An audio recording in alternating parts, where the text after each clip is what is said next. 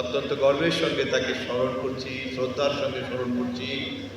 তিনি আমাকে অত্যন্ত স্নেহ করতেন, আমাকে অত্যন্ত পছন্দ করতেন এবং আমার খুব একটা দক্ষতা যোগ্যতা না থাকা সত্ত্বেও ওই সময়ও তিনি আমাকে তুলনামূলকভাবে একজন বিজ্ঞ রাজনৈতিক কর্মী হিসাবে সবসময় প্রশংসা করতেন।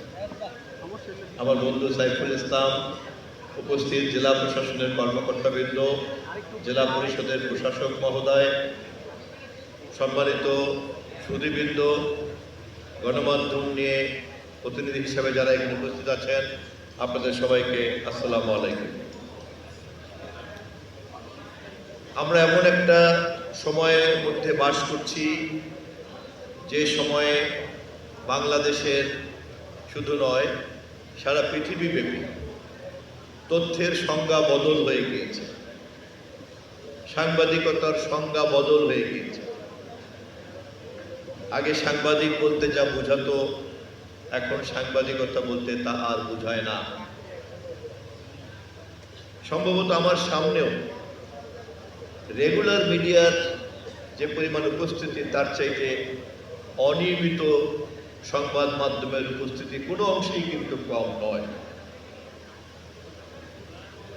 প্রচলিত গণমাধ্যম প্রতিষ্ঠান বলতে যেমন আমরা ইত্তেফাকের বিশাল ভবনকে বুঝতাম, আজাদিকে বুঝতাম, সংবাদকে বুঝতাম, অথবা ইনকলাবকে বুঝতাম, এখন কিন্তু গণমাধ্যম বলতে আর তা বোঝায় না।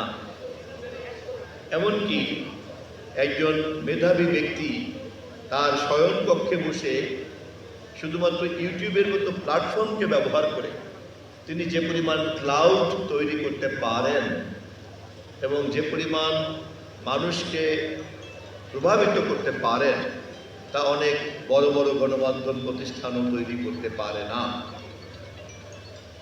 এমনকি একজন সাধারণ বুদ্ধিমান নাগরিক তার সামনে ঘটে যাওয়া যে কোনো ঘটনা এবং দুর্ঘটনাটাকে ওই মুহূর্তেই ক্যামেরা বন্দি করে তিনি যদি সোশ্যাল মিডিয়াতে ওটাকে ছড়িয়ে দেন, তখন প্রচলিত গণমাধ্যম প্রতিষ্ঠান তার কাছ থেকেই কিন্তু সংবাদটা সংগ্রহ করে। গণমাধ্যমের বিশাল নেটওয়ার্ক কিন্তু দেখা যায় যে অনেক বেশি দুর্বল, অনেক বেশি